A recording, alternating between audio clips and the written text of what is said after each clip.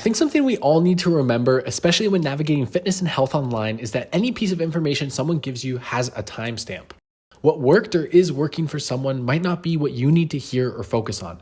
Everyone generally has this desire, especially in fitness or health, to pass on what worked for them in hopes of helping others. This is an exaggerated but very common example. Let's say someone hears a fitness coach online who is 5+ years into their personal fitness journey preaching tips for fat loss. So they start restricting their food intake in hopes of gaining the lean physique they've always wanted.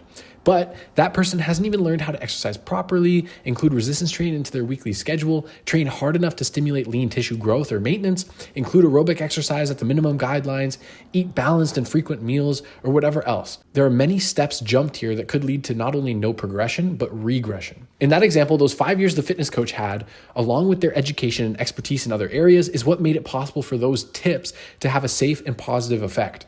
I'll use myself as an example. Since I began my bodybuilding journey 10 years ago, I spent more than 80% of that or more striving for muscle growth, performance improvements, better sleep quality, and more. Less than 20% of that was spent directly seeking fat loss. And this was realistically only done to pursue bodybuilding as a sport. But because competing gains traction online, I had plenty of people asking me how to lose body fat using my goals as inspiration. Although I love motivating people, what they didn't see was the 520 weeks that preceded that 20-week bodybuilding prep, spent building enough muscle, habits, and knowledge to do it safely. I know what you're thinking. Okay, Aiden, you're ruining my trust of people online, so what can I do with all this information?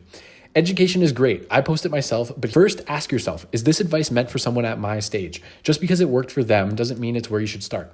Second, build the foundations: movement quality, consistent training, adequate intensity, nourishing meals, recovery habits, all of these before chasing advanced strategies or goals. Third, don't be afraid to grow slowly. Long-term progress is layered and often periodized. It's okay to start the race at different times or paces.